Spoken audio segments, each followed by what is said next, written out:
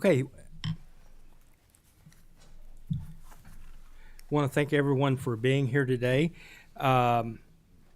We've called the meeting to order, and now we ask the clerk to call the roll, please.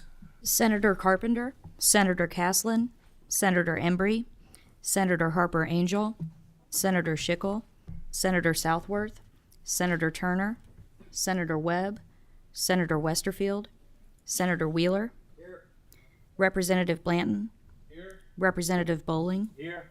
Representative Bridges, here. Representative Birch, here. Representative Cantrell, Representative Dossett, Representative Dotson, here.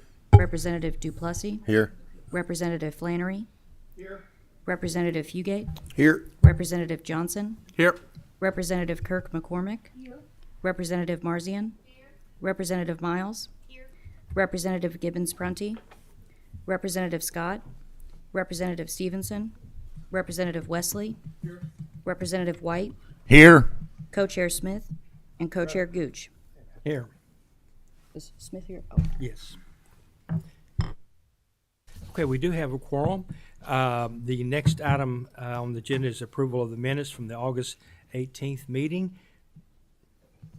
Motion approved. We have a motion, a second. All in favor signify by saying aye. All opposed by like sign. Okay, the minutes have been approved. Representative Smith, my co-chair, looks like you have a very special guest. I do a very bashful one, yeah. I have Miss Hadley Gray Smith with Dad today. She's going to be my secretary, so. Well, that's great. You're in good hands.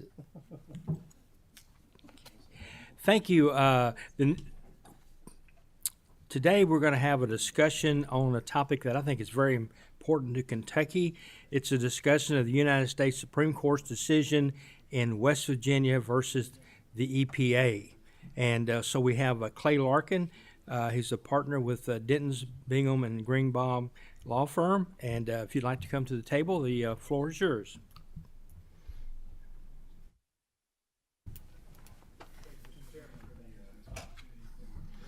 Make sure that is the green light on? Is that better? Yes, much better. Okay, Thank sorry you. about that. It's okay.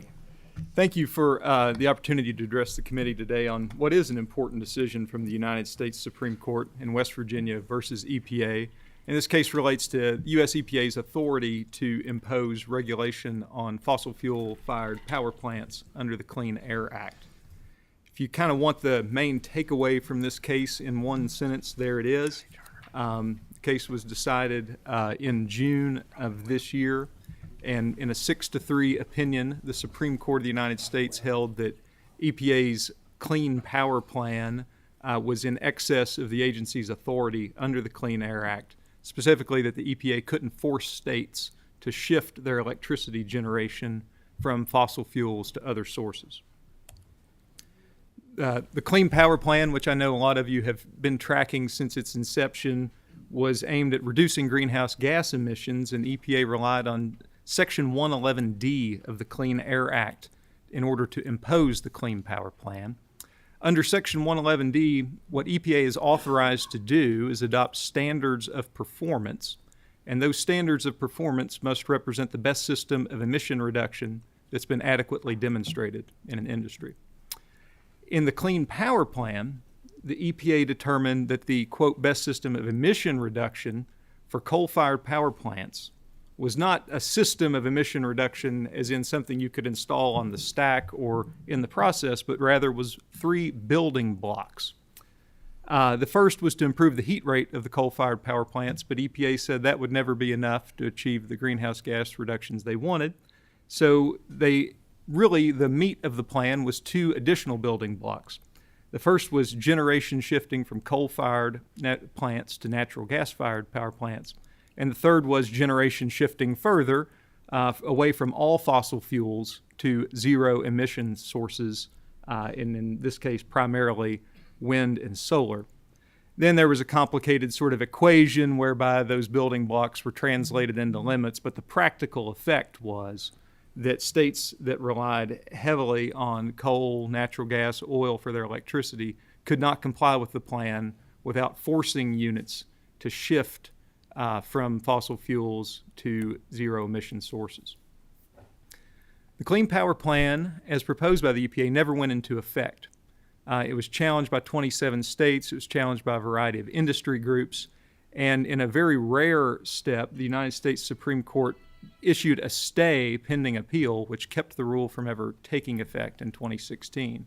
Then the Trump administration proposed to, and actually did, repeal the rule and imposed a replacement, the Affordable Clean Energy Rule, but that action was struck down by the D.C. Circuit. So all of those issues were brought before the United States Supreme Court for decision, and recognizing that EPA essentially might try again, the Supreme Court agreed to go ahead and resolve the legal issues that were raised in the case.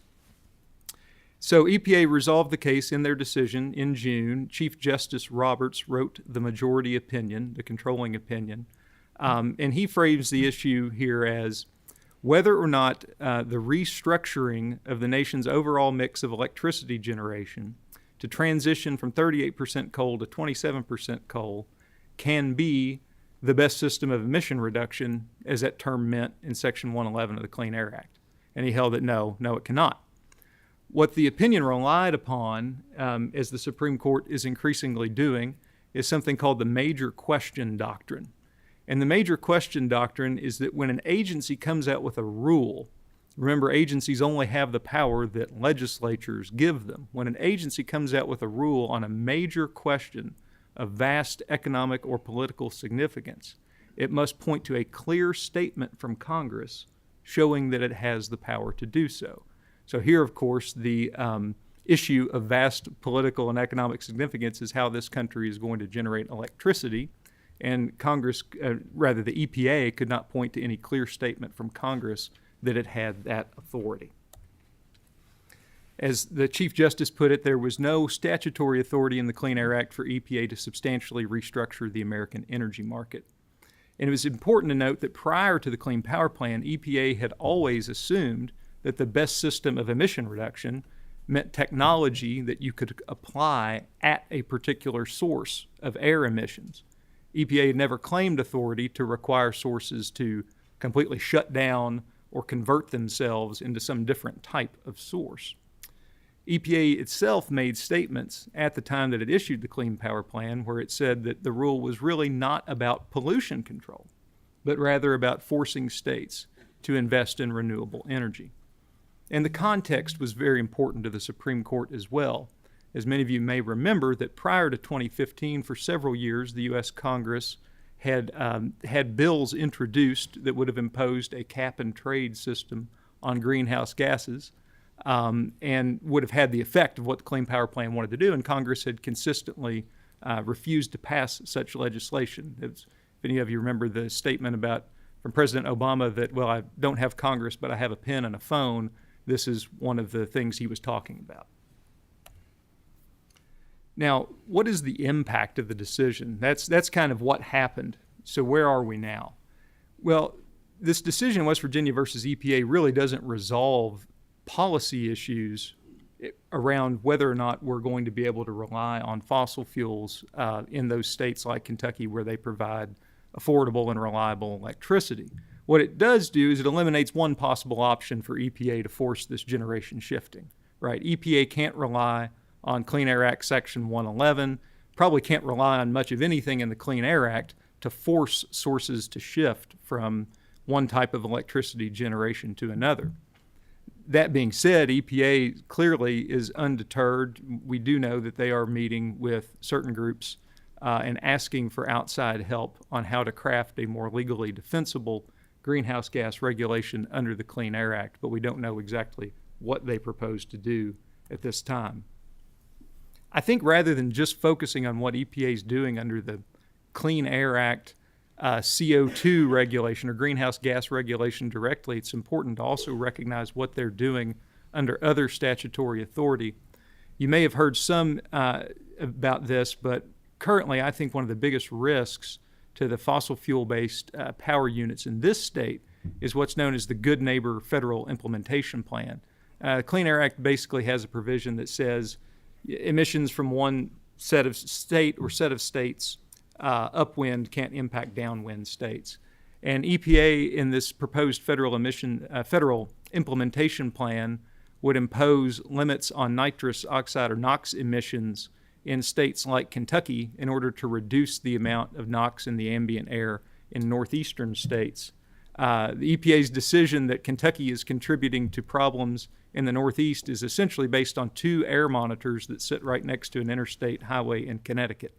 Suffice it to say, we think there are technical flaws with that kind of science, and I think the Energy and Environment Cabinet agrees with us. But what that Good Neighbor FIP would do is have the same net effect as the Clean Power Plan and force generation shifting, because there would be no way Kentucky could comply otherwise.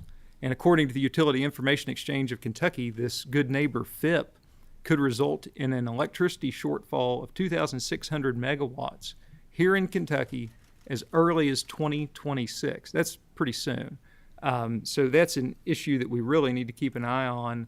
I think the legislature does. I think the Attorney General's office and those of us that represent industries are all watching to see what happens next there. Another area of concern that's driving change more so than any legal issue is continued ESG pressure from financing institutions and others. Kentucky, our legislature, you all took an important step last year with the enactment of Senate Bill 205, addressing how the state's going to do business with banks that impose ideological changes to our electricity grid. Litigation over that is likely, and it's important that we gear up. Additional environmental regulatory pressure is likely to continue. I think it's important to note that a lot of the generation shifting that we've seen from coal-fired plants or others has resulted from EPA regulations that don't arise under the Clean Air Act and don't relate to greenhouse gases, but rather the Coal Combustion Residuals Rule, the Clean Water Act effluent limitation guidelines. There are a number of open issues, rulemakings, interpretations by the EPA that will require a response. And I think it's critical that Kentucky be poised to participate on these issues in a meaningful way and to drive the discussion about the limits of the federal government's authority under those statutes.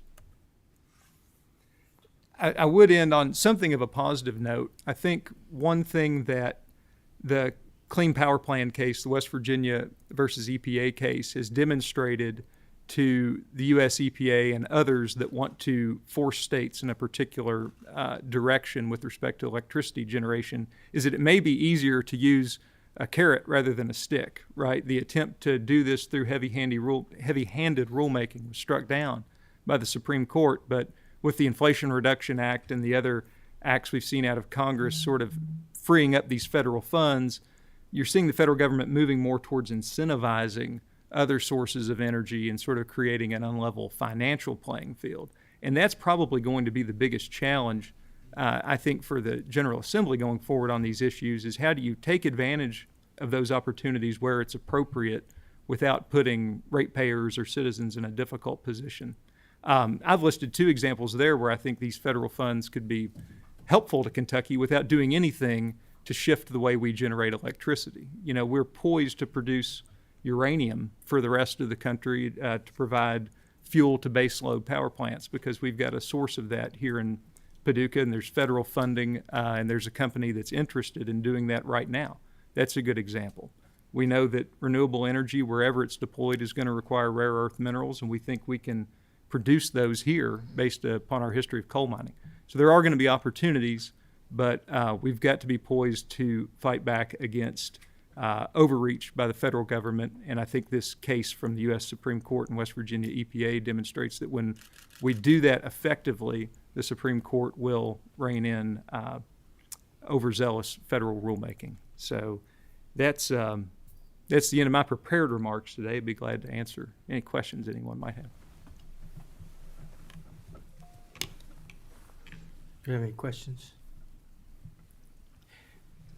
Let me, in my layman's knowledge of the situation, I think, when you go back to the 1990 Clean Air Act, which really was an attempt to use existing technology that did exist to reduce pollutants, and it did a very good job of reducing SOx and NOx, particulate matter, soot, things like that. And, we've had great success in probably as much as 89 or 90% reduction in those things. Then we had a situation where the EPA decided they were going to regulate carbon dioxide as a pollutant under the 1990 Clean Air Act. And there was a Supreme Court decision that said that if EPA was an endangerment finding, that said if EPA did find that carbon dioxide was a threat to human health, that they could regulate it. Did this in any way, and of course the fallacy of that particular decision was that EPA was always going to do that. I mean, you just gave them an example to do exactly what they wanted to do, and so that's really what happened. Did this rule in any way affect that portion of that endangerment finding that was a Supreme Court ruling several years ago? No, not really. So the court sort of took for granted that EPA, that CO2 was a pollutant within the meaning of the Clean Air Act. And they did not revisit Massachusetts versus EPA, for example, the decision on that issue. What they said was, even if basically all of that is true, it still does not authorize EPA to go out and say, you can't use coal, you can't use natural gas, you need to switch your fuel sources. What the court's really telling EPA is, if you're going to try to control pollution, to go back to your good example about basically installing scrubbers to reduce SO2, that's what the Clean Air Act authorizes you to do, is to use technology that's at a source, not tell a source that it should cease to exist. Okay, and that brings me to another portion where when you had the Clean Power Plan that President Obama tried to enact, we went beyond actually regulating pollution at the source, which is what some people refer to as inside the fence, and then actually tried to have some scenarios and regulations outside the fence. Mm-hmm. And but I think what you seem to be saying is that if we had allowed some outside the fence regulations, which I really had problems with, but then you allow even stricter inside the fence regulations. And the thing about the Clean Power Plan was that the technology wasn't available at the time, but they tried to say that it was. You can probably do as much damage to a state's ability to use the sources of fuel that we want to use, and I think that's what we're seeing now with the Good Neighbor rule. Where you're trying to regulate whether one state can emit downwind pollutants that affect another state's air quality. It seems that it's really going to be difficult for us to even though we have to do it, we have to fight their attempts to do that.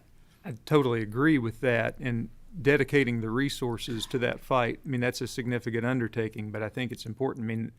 The case was West Virginia versus EPA. When sovereign states assert their authority, that's what this case really comes down to, is that how we produce electricity is up to the people in this room and not up to people in other offices in the nation's capital. And it's up to states to have the resources available when that litigation comes up to fight back effectively.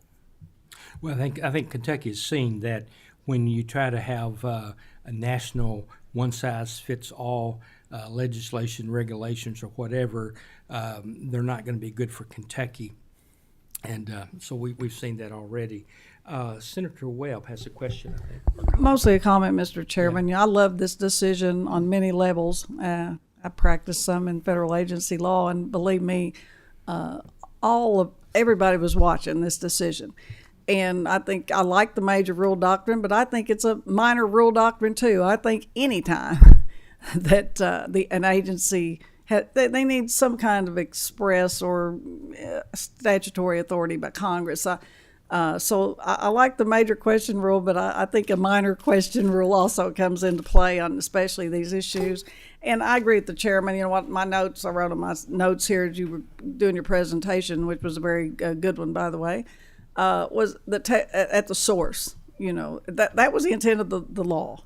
And there is technology, like the chairman alluded to, and more, that could have been applied to comply with the congressional intent. And it was blatantly ignored. And that definition was just disregarded. So I love this decision on many levels, but I also think and agree that whoever's in the Attorney General's office, they're just going to find another way to try to do the same thing from a policy standpoint, and any other agency that wants to do what they want to do. But that funding, you know, as a General Assembly, we need to, Appropriations and Revenue needs to hear some of this sometimes about the president, because this is a major question and it does affect our economy and to me, national defense, as far as domestic energy production, our resources that we have, and especially earth element mining and those kinds of issues that you raised at the end. So I think this is an issue not just for natural resources, but for all of us who are appropriators of revenue from that policy standpoint. So we appreciate the work that y'all do. Thank you. Thank you. Thank you, Senator. Representative Plessy? Thank you. Just a couple quick questions. First of all, Clay, it's good to have a fellow Elizabethonian in town. I'm a little concerned about the good neighbor policy. You know, Senator Webb just mentioned that they're going to be looking for other ways to shut us down. It seems like to me this is that way. That's how they could shut us down. It doesn't take an engineer to figure out that using a site in Connecticut to monitor Kentucky doesn't make sense. And so, one, we haven't heard this. First I've heard of that. Why have we not heard about this sooner? Why are we needing to fight that now? Do we need a Kentucky versus the EPA for the good neighbor rule? To address that part first, I think that's an important question. To go straight to the end, yes, we've got to be prepared to push back. I didn't have a chance to talk about it in great detail, but it affects potentially more than just electric generating units. I mean, we're talking its emission sources generally. So it is not industry specific. It could place other industries in the state at risk. So if we believe in minor control, this is an easy way to take that out, take it away from us. So I think we need to be ready to push hard on that. I totally agree. And to your point about why have we not heard about it, luckily it is still a proposal. It does take an engineer to understand EPA's justification, and it's been engineers who've explained to me that it's technically flawed. It's 800, 900 pages long, and so folks, it's a difficult issue to even explain. And that I think sometimes is relied upon by agencies that are trying to push a particular agenda. But I think the Energy and Environment Cabinet is following the issue and is aware of those impacts. I know that they understand it better than I do, and hopefully are prepared to push back. I know our utilities and other sources in this state are aware of it and pushing back, but we could use all the help we could get. And Mr. Chairman, just one quick.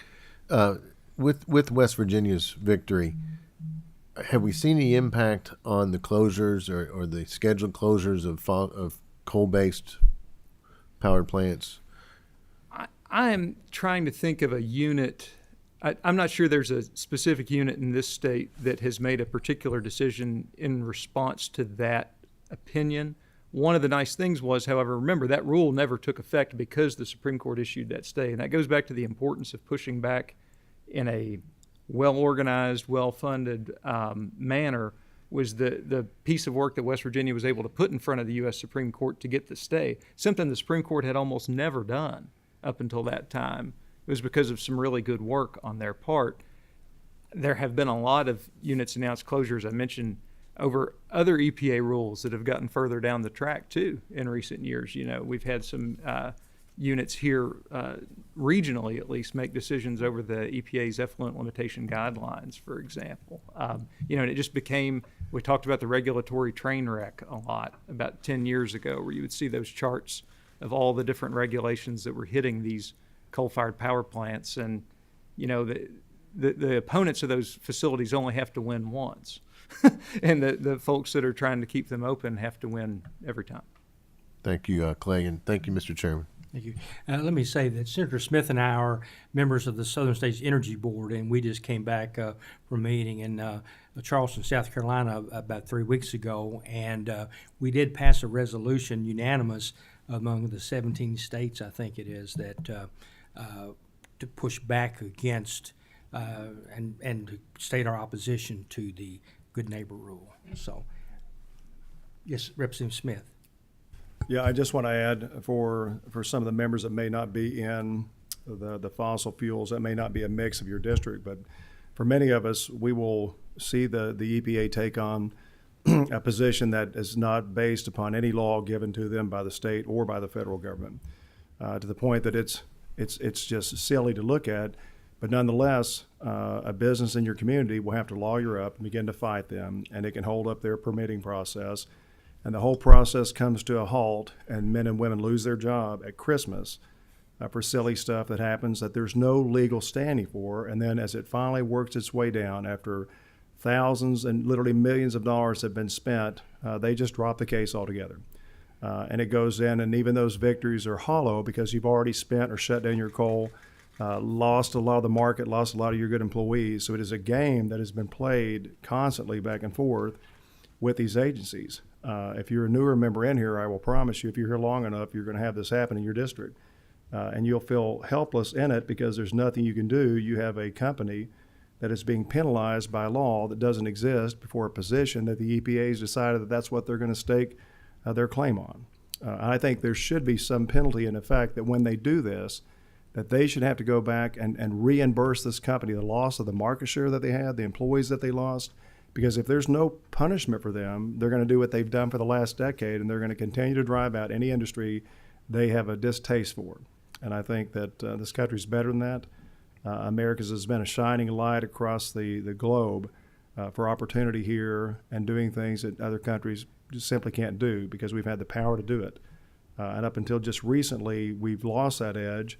Not because the men and women can't do the job, not because we don't have the product, but because we have a runaway rogue agency that has decided that it is more powerful than you and me. It's more powerful than our congressmen and women that serve them. And in more cases, they're more powerful than the President of the United States. And how they got that way, I do not know. But I will tell you what, if you do not step up and stop them, there is nothing good that's going to come out of it for our state or this country. Thank you, Senator Smith. Representative Miles, and then Senator Webb. Yeah. Thank you, Mr. Chairman. I wanted to ask a question about the air quality credits. I know that each state has so many in certain areas and things like that.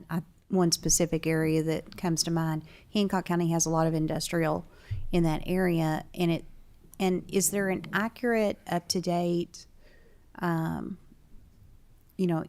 information out there on the air quality as far as the actual credits, because they'll have so many credits for a certain area, and then you may have a plant that'll shut down in that area, but those credits are never restored for them to be able to put another plant in that place or something like that. So is there anything that's accurate as far as the air quality credits?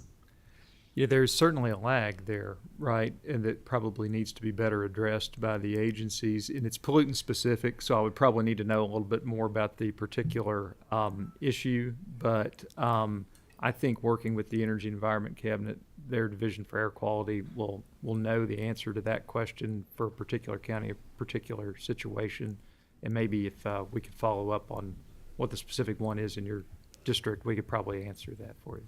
May I have a follow-up? Well, it wasn't anything specific that I was asking for, okay. that county specific. It was just kind of an in general question as far as the air quality credits.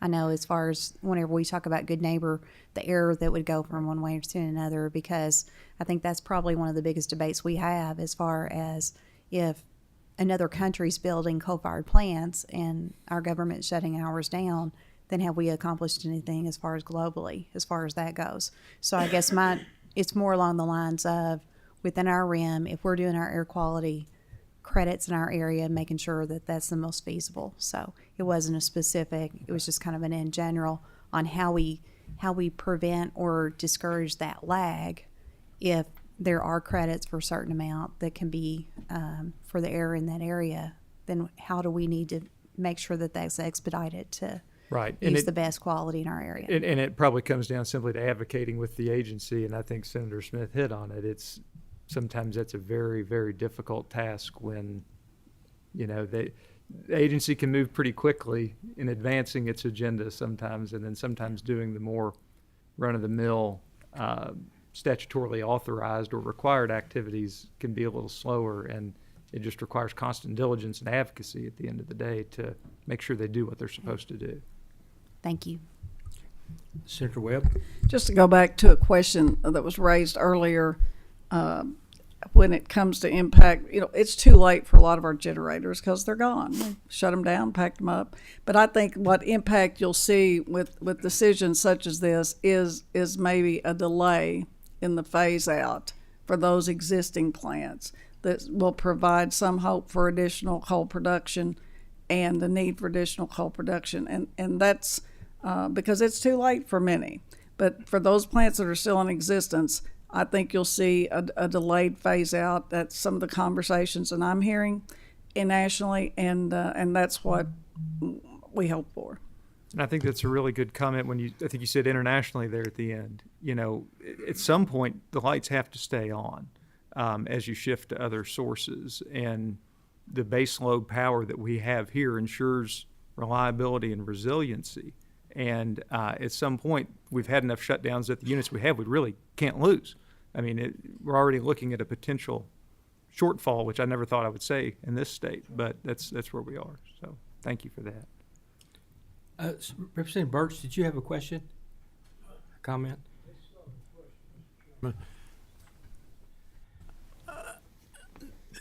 What's the industry's long-range plan to phase out fossil fuels?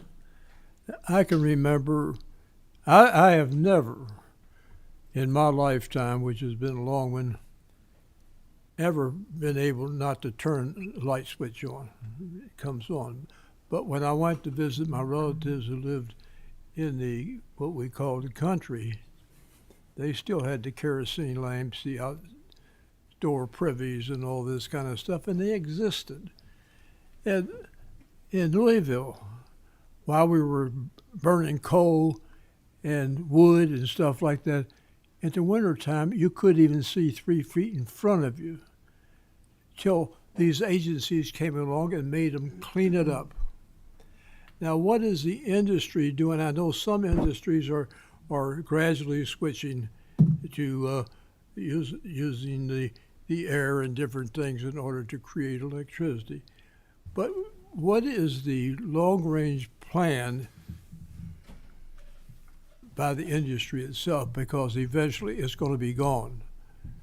It's going to be gone. Just like people didn't want coal to be gone, but it's gone, and it will continue to be used less. What are you doing to expedite a better way to create electricity and power for our country? Well, first of all, when you say industry, there are a number of industries that are involved in the sort of the chain of creating power. The utility industry is always going to continue to produce electricity, I assume. Other industries that support the utility industry, be that the coal mining industry, the oil and gas industry, I think their long-term plan is to continue to provide the fuel sources for the electric generating industry. So I'm not really sure that I'm at least looking to a long-term future where we don't have electricity. I hope that we always do. So I may be missing the point of the question there.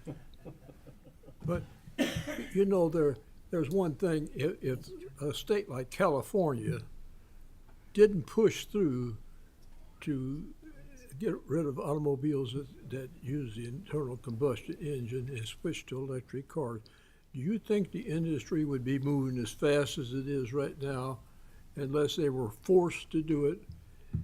And I work for a business, a big business, one of the biggest corporations in the world, for 39 years. Unless we were mandated to do something, we didn't do it.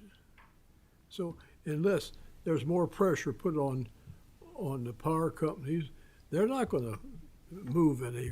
They'll move at a turtle's pace, but they won't move as the fast as the rabbit does, in order to be a leader in creating better power sources that don't pollute this earth, because we all breathe the same air, and we're seeing the consequences of our bad practices that's happening all across the world right now with these floods and hurricanes and different things that's happening. It's just something that I've gone through both sides when coal oil lamps were still used until electricity took over and so forth. But that's the next step. Something else will take part, maybe atomic power, if people get over being afraid of the consequences of what could happen. Maybe the atomic energy is the best way to move in the next direction. Thank you, I'm not going Representative. to be here next year anyway, so I don't have to worry about Thank you. these pressing issues. Senator Wheeler? Thank you, Mr. Chairman. I guess it's more of a comment. I mean, I'm not against renewables or the addition of them to our energy economy. I don't think anybody is, but I think our colleague from the House mentioned California, and I don't know that California is succeeding. I mean, they plan to ban internal combustion cars by 2030, and yet they're issuing state mandates that you can't plug in your Tesla for certain hours of the day because they might blow out their grid, because they've moved so fast into an area that they frankly aren't prepared for. Coal, I come from a coal producing region, and it's very important to our regional economy and our way of life. And I guess what I see a lot out of these administrative agencies, which to me, that the administrative agencies is truly their deep state. They're doing things really on their own agenda without any type of accommodation or recognition of what is the will of the voters or the people that actually give them the authority. But they're moving us in a direction to where we cannot support what has been an economy that has been the envy of the world, one that has produced a better quality of life for its citizens that in many ways we have seen, reduced over the last few years as we have rushed into a feel-good era rather than a rational era. And I think what is often ignored by these agencies, to get back to my point, is that they think the only way to get to a greener, cleaner future is by totally discarding what has worked in the past, when at the same time technology is proceeding forward that would allow us to use these natural resources that we have that are already there in a cleaner, greener way that causes less disruption to our country economically, but even socially to a degree. I mean, I've seen my region of the state devastated by drugs, which in my mind is to a large extent due to the downturn of the economy, the lack of jobs, the despair that comes with that, so that people who are worried that a few cinders may blow up to Connecticut can feel better about themselves, and it's just, I think that this decision is a great decision. I can't agree. My colleague, the senator from Carter, I think said it right. It doesn't only need to be a major policy rule. It needs to be a minor policy rule. We here in this state and the Congress in Washington are the ones that have been delegated the authority by the American people to make these types of decisions. And when agencies overstep their bounds, they need to be reined in. And I'm glad that our United States Supreme Court recognized that fact. It just needs to be taken a little bit further, and I hope that they do. Thank you. Representative Kirk McCormick, and then the final question from Senator Turner. Thank you, Mr. Chairman. I was actually wanting to expand on Representative Birch's question, and I have been sitting here waiting to hear what the proposal is. How are they going to replace fossil fuels? If we all know that without the coal or or gas, they have to have something to back up these grids. So what is the proposal? How are we going to keep the lights on? How are we going to keep our people warm and cool, etc.? And I think the short, simple answer to your question is nobody knows how, and that's why we don't need to be forcing those sources off the grid any faster than they're going. Because I think what we're seeing is if we do it too quick, there won't be enough energy. And there's going to come a time when finite resources are no longer with us, but I don't think that time is within our lifetimes, and I don't think that's something that we want to accelerate toward. We want to continue to have the quality of life that we have had here in this country. Now, that being said, as opportunities present themselves for other emission sources, I think like Senator Wheeler said, no one's against that. What I think folks need to be very careful about is making sure that we don't do that so quickly that we end up with problems of reliability and resiliency on our grid. Thank you. I just want the public to know that we are concerned. Thank you. Yeah, thank you. Finally, Senator Turner. Thank you, Mr. Chairman. I first would like to join with Senator McCarter and Pike on my right and left in what they said, and I affirm what they said. Also, being a person from the coal mining area, my grandpa had a mines when I was working in it when I was 5 and 6 years old, and go back that far I won't tell you how long ago that was. But I'm interested that China, Germany, and all these people are building coal-powered plants continuously. Is there any long-term research? Because back 20-some years ago when I was in the House, Chairman Gooch was chairman of the committee at that time, there was tire washing and all that stuff discussed about trying to get clean coal burning towers. Is there any long-term research by these countries or nationally or internationally that is trying to come up with some way to actually, since we're going to have coal, it's apparent, from my great-grandmother born in 1863 and died in 61, told me about when there wasn't no such thing as power and coal or you burn wood, no electricity of any type. Are there any long-term research that's going to try to go back and say we can put towers up and burn coal, wash the towers or whatever to cut down on the pollution, to make sure that we've got energy, not only in America but all over the world? Because it's obvious that China, India, all those places are going to have coal-burning towers to keep the world going. Germany's having to go back to doing it. So is there any research on that? No, I mean, there certainly is, and I think the state of Kentucky is one of the leaders on, we've got UK's Center for Applied Energy Research, looks at issues like that all the time. Carbon capture and sequestration, for example, on coal and natural gas-fired power plants is something that a lot of companies are looking at. That CO2 has a lot of valuable commercial uses as well in other industries to produce chemicals, to enhance oil recovery. So that sort of research is going on both here in Kentucky, all over the country, and I think within industries there's a recognition that those are promising technologies. They need the funding, and they need to commercialize the results of that research.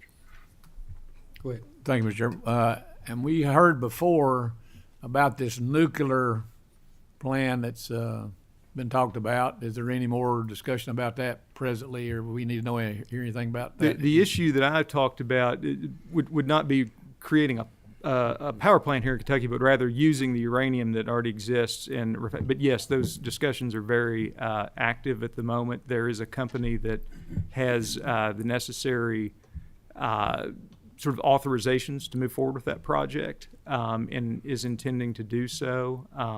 So I think you'll be hearing a lot more about that in the coming weeks. Thank you, Mr. Chairman. Let me follow up with that. As I said, Senator Smith and I had been at the Southern States Energy Board, and there were a lot of discussion there about nuclear. But I think that there may be one nuclear plant under construction in the United States. The problem with those the cost overruns are so great. The permitting process is 15 years or so just to get one started.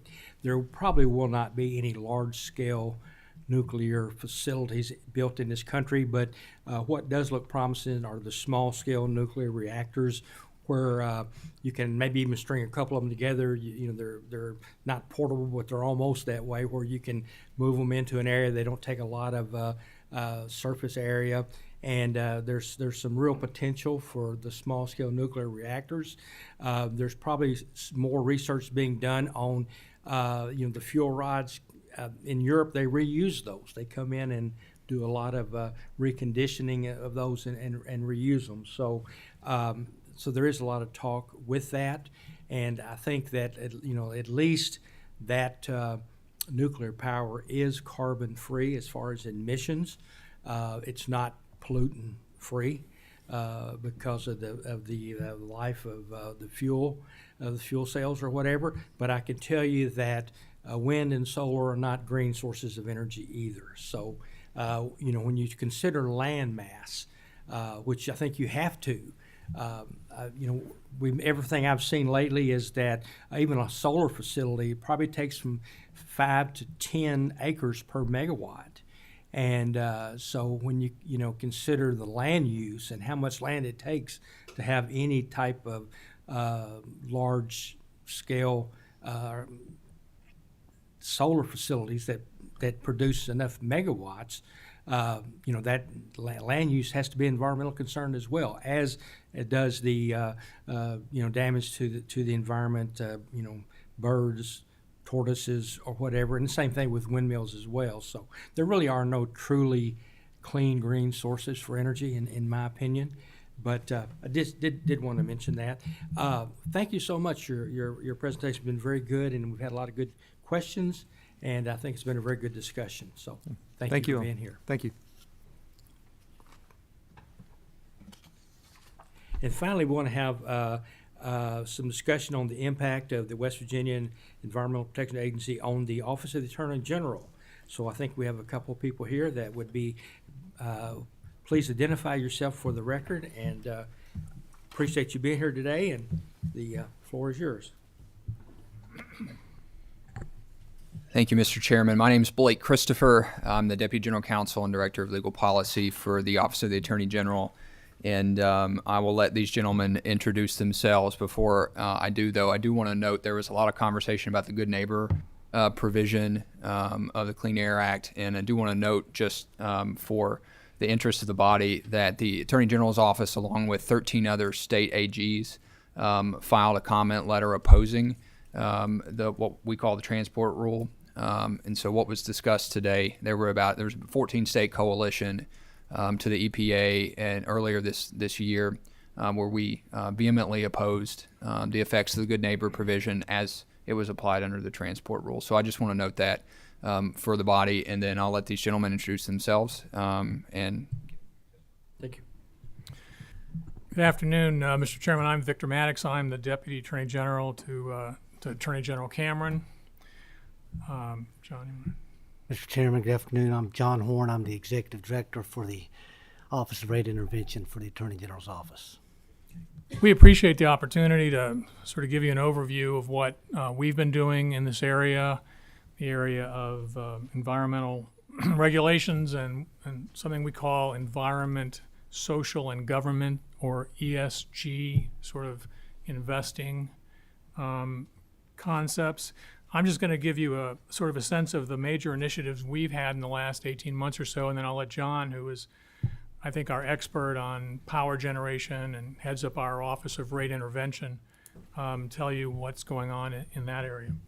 So on the sort of broad issue of ESG issues, which is basically an effort by major corporations, banks, asset managers to sort of push their social activism, whether it's environmental issues, whether it's the way corporations are governed, whether it's diversity, whatever it might be, into the investment decisions, the banking decisions, and the like. In May of this year, our office did an opinion that was requested by Treasurer Ball concerning the extent to which environmental, social, and government's investment practices are consistent with the fiduciary duty laws of Kentucky when it involves the management of the pension assets in Kentucky. And our conclusion basically was, no, it is not consistent with the duties either of the ERISA provisions or of state law, which basically say that trustees of pension funds or other fiduciary duties shall discharge their duties with respect to the retirement system solely in the interest of the members and the beneficiaries, and for the exclusive purpose of providing benefits to members and beneficiaries. And the United States Supreme Court, in interpreting that identical language in the ERISA law, has said that the benefit of the members means the financial benefit of the members. So in our view, and I think the view that we've expressed along with others, is that acting with mixed motives when you're managing assets and you're incorporating environment concerns, whether it's for greenhouse gases, whether it's for renewable energy, whether it's for getting to net zero, which is ultimately the goal of most of these organizations, that is an irrebuttably inconsistent with the fiduciary duty. So we've got that opinion out there. And I think, it remains to be seen exactly what the companies who are managing Kentucky's pension assets are doing in that respect, but we have sent them, questions, and we'll be following up with Treasurer Ball's office to see what they have learned as well. Another thing that we've done recently is, along with 15 or so other states, we'd sent a letter to the chief executive of BlackRock Corporation. BlackRock had managed $1.5 billion of Kentucky's pension assets, and they're currently one of the largest, asset managers in the world. And we basically asked them to explain their position with respect to investments that follow this ESG approach. We got a response in August. We found it completely unsatisfactory. Effectively, BlackRock, along with many of its peer organizations, has signed on to something called the Net Zero Financial Asset Managers Alliance. And that's part of something called the Glasgow Global Initiative, something to that effect, which has as its goal the systemic change needed to alter the planet's climate trajectory by making the financial systems, organizations to make ambitious commitments and to operationalize those commitments with near-term action. And so basically, we believe that firms like BlackRock are doing exactly what I think all of you understand that they are doing, and that is trying to put the fossil fuel industry out of business, and to do it, if possible by 2030. That's their interim goal, and certainly if not by then by 2050. And beyond that, they seek to put businesses that do business with the fossil fuel industry out of business. So we in the Attorney General's office are doing everything that we can to try to hold these organizations to the letter of the law, to understand what it is they're actually doing. For instance, our Consumer Protection Office is examining the extent to which there may be antitrust violations. All of these groups are effectively in a concerted effort. And as you all know, concerted action is sort of fundamentally inconsistent with the antitrust laws. So we're looking into that, and we think that that's something that will be a major part of what our office continues to do for the rest of Attorney General Cameron's term, and likely for whoever his successor might be. Earlier in the term, in April of 2021, we joined a lawsuit that was led by Louisiana. It's currently in the Fifth Circuit Court of Appeals. That lawsuit challenged what the Biden administration did on day one of his administration, which was to direct something called the Interim Working Group of all of these different agencies in the federal government to create new standards for greenhouse gases, and to use those standards when monetizing the costs of any sort of project, whether it's in the power generation, whether it's in industrial generation, whether it's in connection with the National Environmental Policy Act. So within 30 days of the Biden administration, that group had issued interim guidelines that are now required to be used by every federal government agency, including the EPA, for three gases. Carbon monoxide, the imputed cost of carbon monoxide was taken from $7 under the Trump administration to $51 per metric ton overnight. The imputed cost of methane was taken from $184 to $1,500 per metric ton overnight, and the imputed cost of nitrous oxide went from $2,800 to $18,000 overnight. Now, those costs are now used in every project, whether it's the Corps of Engineers, whether it's EPA, you name it. In addition to those changes, the guidelines took the discount rate for these cost calculations from 7%, which had historically been used for the last 20 or 30 years, to 2.5%, which had an incredible impact on the outcome. So the lower your discount rate, the higher your cost, effectively. Finally, what it did was it required the analysis to consider the impact of greenhouse gases for the next 300 years, and it required that to be done on a global basis rather than a domestic basis, which is what the law requires. So that is something that we think is, basically puts Kentucky right in the bullseye of the government's Green New Deal policy. We joined this lawsuit. Unfortunately, that lawsuit was dismissed for lack of standing. We were told that Kentucky did not have standing to bring these challenges. That case has been fully briefed. It is awaiting oral argument in the Fifth Circuit, I believe, in November of this year. Finally, to go back to what Blake mentioned, perhaps one of the most important things, we wrote a letter along with a coalition of other states. Actually, I think Blake was the principal author. I want to give him credit for that, which challenged the proposed transport or good neighbor rule that you heard about earlier and that people have been talking about. That rule changed effectively the plan that Kentucky had submitted in 2019. Actually, it rejected that plan. And it changed the standards by which that plan was submitted.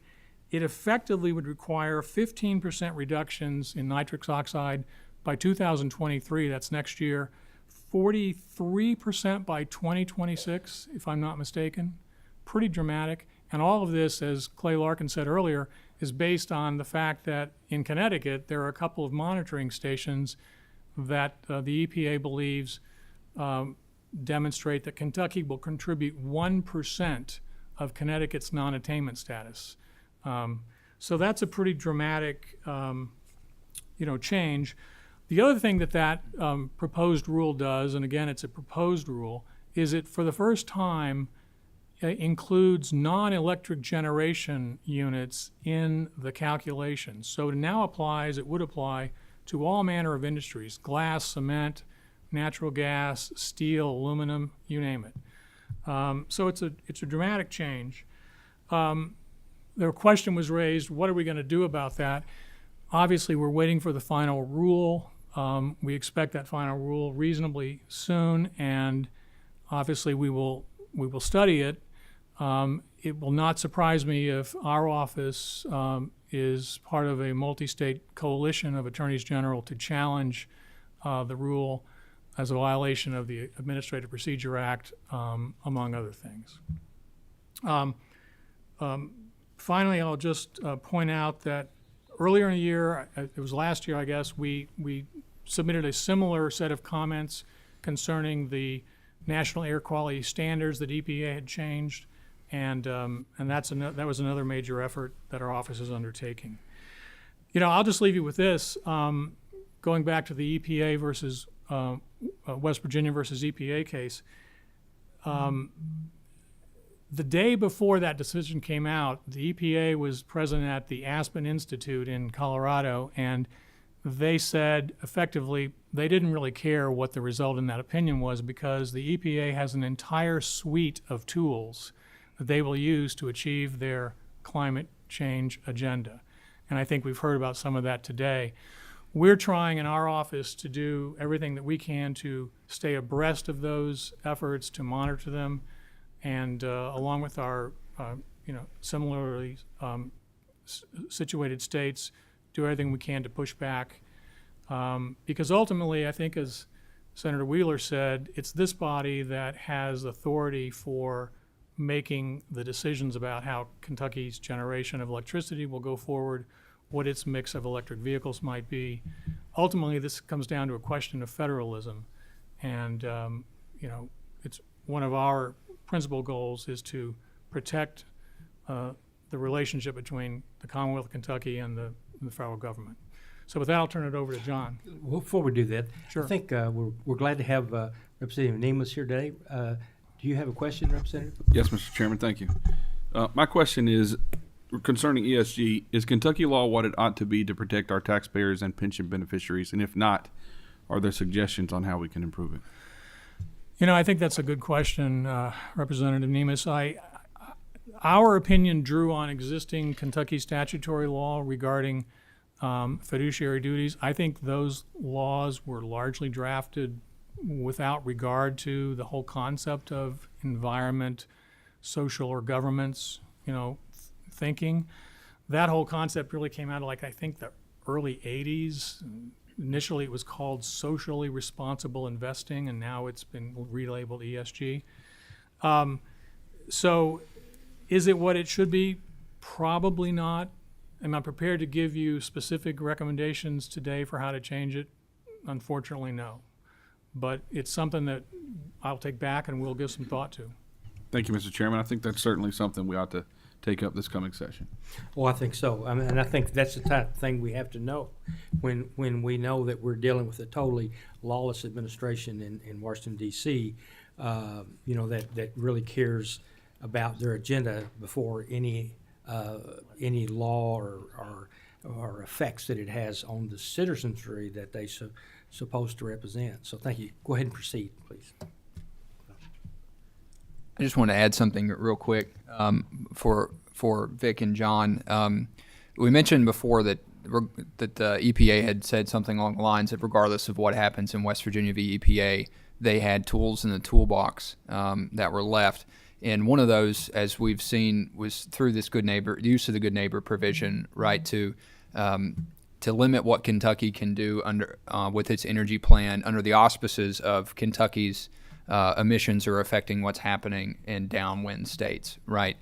Just to put this into perspective, from a state sovereignty question, the way this is supposed to work is that states are supposed to submit state implementation plans to help them comply with the national ambient air quality standards. And so states are supposed to, in large part, govern this themselves, right? And then they submit those to the EPA. If for some reason they're non-compliant, supposed to work with the EPA, right, to come into compliance. What happened here is that the EPA just summarily rejected over 20 plus states' state implementation plans and said, here's a federal implementation plan we're going to impose on you instead. To my knowledge, and folks at the table are welcome to correct me if I'm mistaken, there was very little back and forth with the states to work out an implementation plan that was appropriate for the states, and a whole lot of heavy-handedness that says this is the implementation that's going to be given to you. A large part of why we challenge the rule and why we look forward to hopefully doing it in the future. Sorry, John. Mr. Chairman, if I could today, I'd like to bring home back here to Kentucky what we've talked about here today and what's happening here in Kentucky, particularly with our office and our work before the Public Service Commission. As you're probably aware, the Office of Rate Intervention is the arm of the Kentucky General's Office that by statute represents ratepayers before the Commission to keep utility rates low and utility service reliable.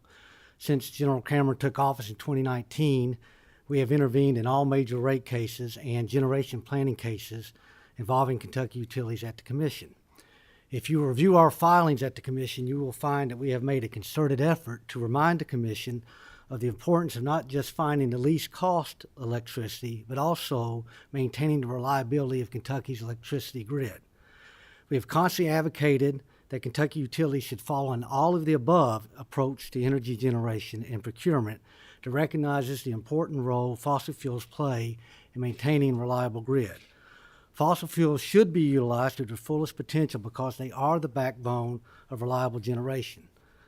But make no mistake, fossil fuels are under attack. You've heard about it today.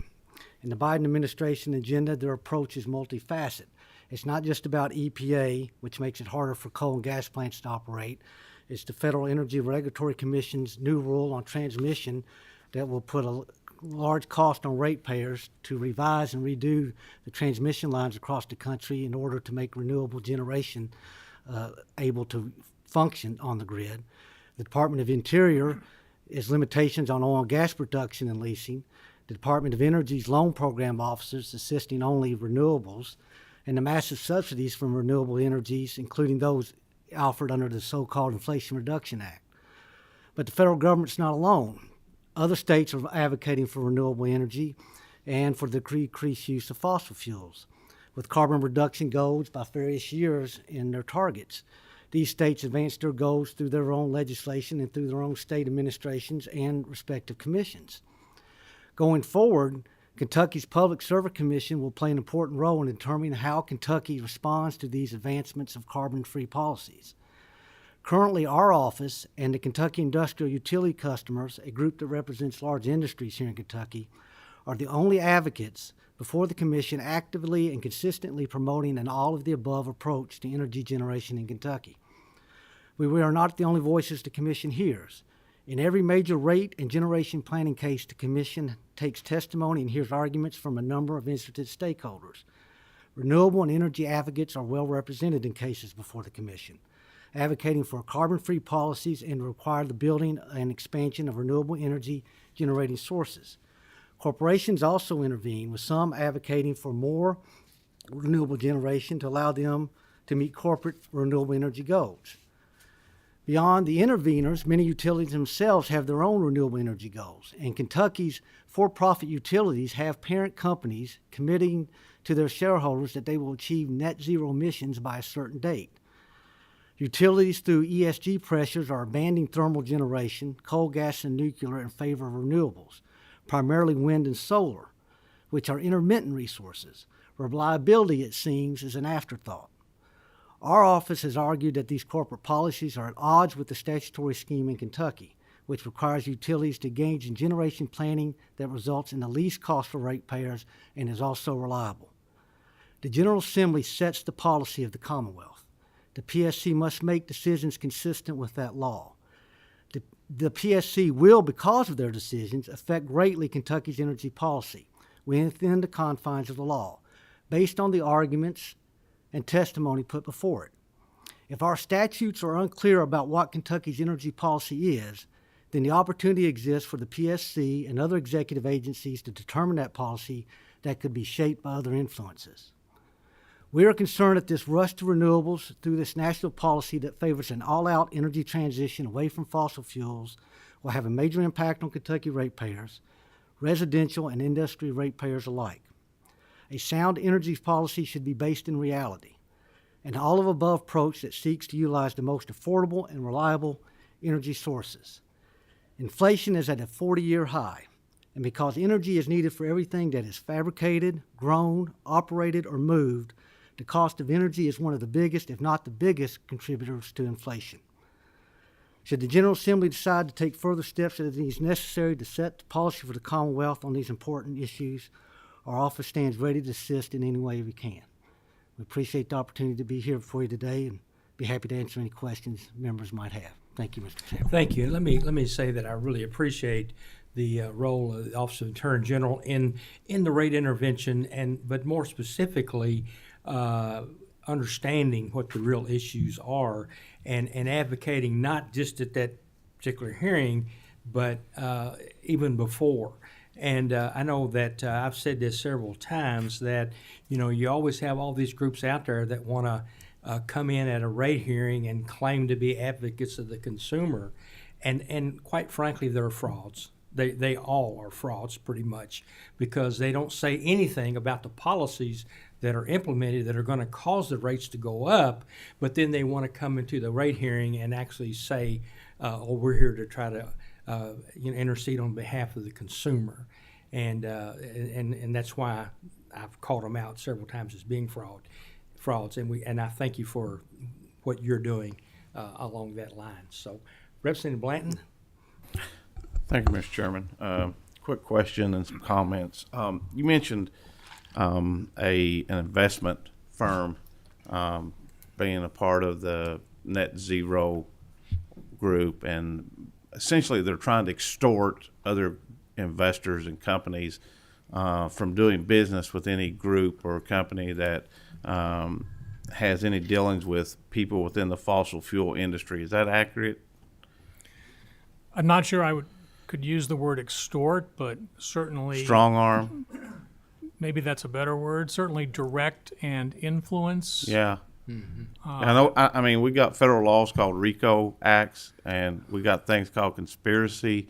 I think it's time that the state of Kentucky stands up and we start going after these individuals. And I say that because we can call it strong arming, extortion, whatever we want to call it, but you're trying to force people away from the industry because people aren't voluntarily going away, because some people have common sense, right? And they have a lot of money, and money yields power, and they're using that power to push their own personal agendas. We have states' rights. We have a right to make our own policies and our own laws here in this Commonwealth. We have a right. Federalism has taken over in this country, and it's trying to tell us what to do. I say it's time we start prosecuting these groups. I know we can't go after a company, but we can daggum sure go after their CEOs and their leaders and prosecute them. Earlier it was said that coal is gone. Coal's not gone. Coal's still here. Gas, oil, we still got fossil fuels in this Commonwealth. No, what's happened is under the guise of trying to help people and make life better for people, they've taken my region, my family, my friends, my neighbors. When we were booming in the 70s in the upper middle class because of our fossil fuel and the industries, and they've implemented policies that they have stricken away our pride, our work, our jobs, and instead they've put us on government programs, thinking that they did us favors, and all they've did is caused harm to our people. All they're doing is cutting down on life expectancy of our people, all in the name of protecting people. And it's time we as a Commonwealth stand up for our people. That's what we're elected to do, and that includes my region of the state. And these people from out of Kentucky that wants to tell us how to live in Kentucky, they need to stay where they're at. And if they come in and try to strong arm us, we need to put them in their place. It's time we stand up to these individuals. Thank you, Mr. Chairman. Thank you, Mr. Chairman, and thank you from the Attorney General's office for coming and giving this proposal. I am concerned, and I also thank you for your work on the good neighbor policy that you're fighting back on. That is a backdoor policy, as we talked about. It's a way to control our state. When they can't do it with the regulations, they find another way to do it. They don't quit. But as bad as the good neighbor policy is, for me, ESG is even more scary. And I hope our members understand how much of a control thing ESG is, not only on our state, but even on publicly and privately owned or publicly traded businesses, privately owned businesses. I work for a publicly traded business, and we now must do a certain amount of carbon neutral. We're looking at diversity and inclusion training. If you don't do all these things, if you don't fight to get to a certain grade level on ESG, then you can't do business with other companies that demand you have that. And so as a state, and here's my question I'm getting around to, is how do we, if our utilities companies are for profit and are privately owned or publicly traded, and they are succumbing to this ESG because That's what's happening in the industry. They're being pushed to this ESG. If you don't follow ESG, people won't buy from you. People won't sell to you. People won't do. And so, how do we as a state demand something of a publicly traded or privately owned business, such as a for-profit utility, to not follow certain ESG guidelines, if that's what you're suggesting? I think that's a good question. I think Senate Bill 205 that was passed last year was a good start on that. I mean, as I understand it, that bill basically declares that companies that engage in energy boycotts, as defined in the statute, are subject to a variety of penalties and can't do business with the state and the like. I don't think that can be implemented just yet because of the reporting period. Not that hasn't come about yet, but that's certainly one thing. As far as other elements of what we, the Commonwealth, can do, our office is looking at all of these things, and we are trying to be as I think creative as we can. We have created internally an informal working group that I call the ESG group. And it's people from our Solicitor General's office, our Consumer Protection office, and our Civil office to bring together these sort of various, areas of expertise.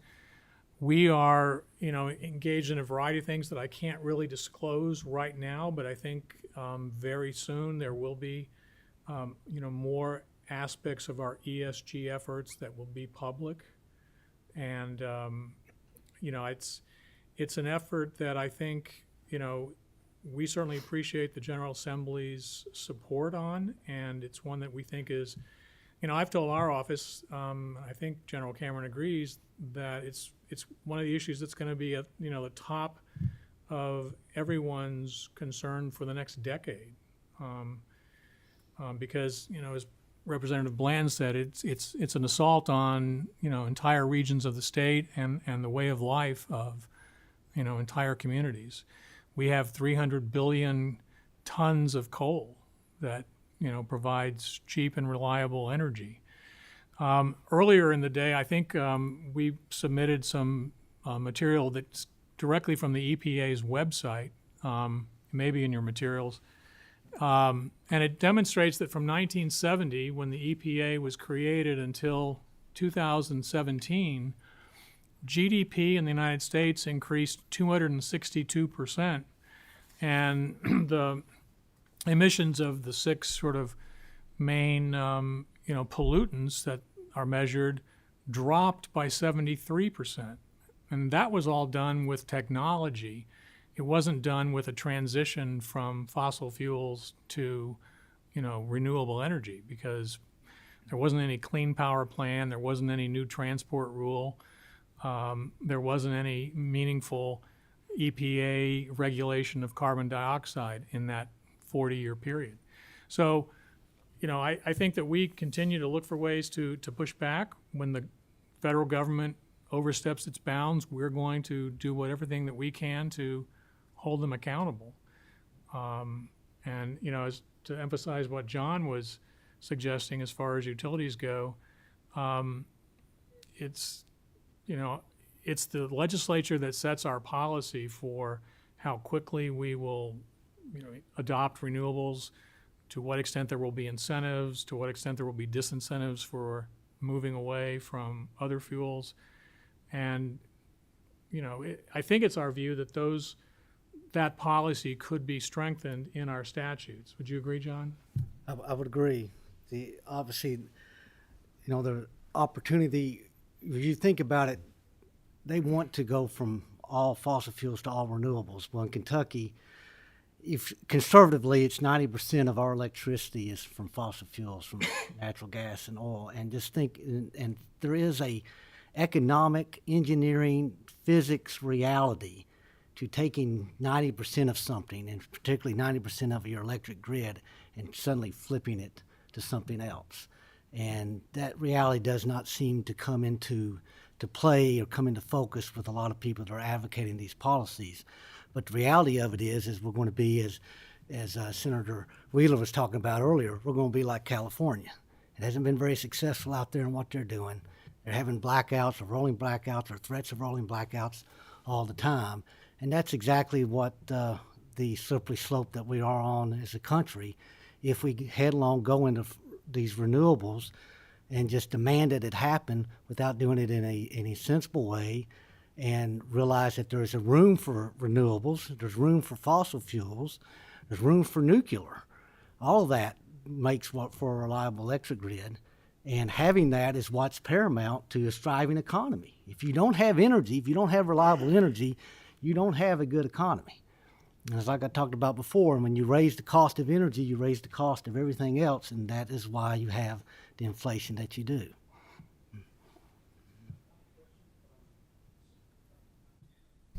Thank you, Mr. Chairman. I would like to know all the names of those institutions, if you all could provide those that are involved in this, what I want to call a conspiracy against us Kentuckians, if that can be provided. Don't have Senator, to do it on the record, but I would like to Sure. get them so the public will. Senator, we will follow up with you. I will tell you that the Net Zero Banking Alliance website is freely available, and it does list all of their members. And then there are a variety of allied organizations like the Net Zero Asset Managers Alliance.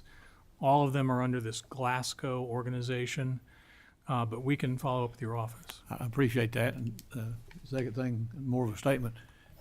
I was working in Fleming Neon and saw a lady that was interviewing the mayor, and then they called me over there.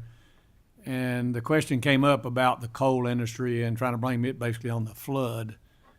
And I took them back through the history of how Ford Motor and International and those companies came in just to Harlan County in the early 1900s and bought all the property.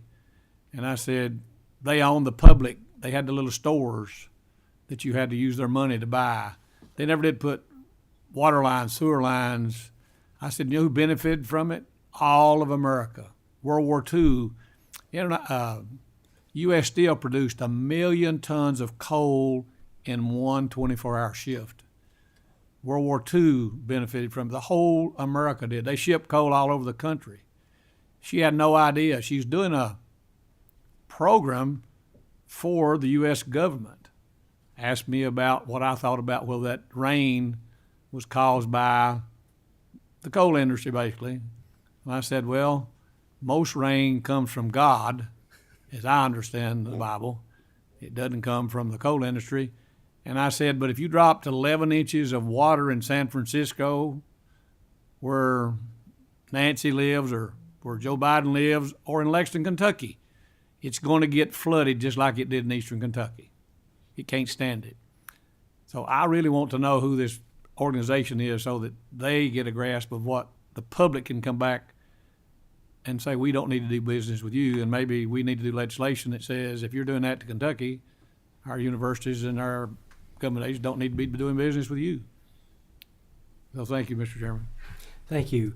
Gentlemen, thank you so much for being here today. And I think one of the reasons I wanted to have this meeting is to let the committee members know about the recent Supreme Court ruling. And although that ruling was a slimmer of hope, when we do a reality check as to what we're really fighting against, it kind of has mixed emotions for me, but it does show that we're on the right track when we are fighting, and that's the only hope that we have. And this General Assembly will not sit idly by and allow people to destroy our way of life. So thank you for being here. Thank you for all that you do. Committee members?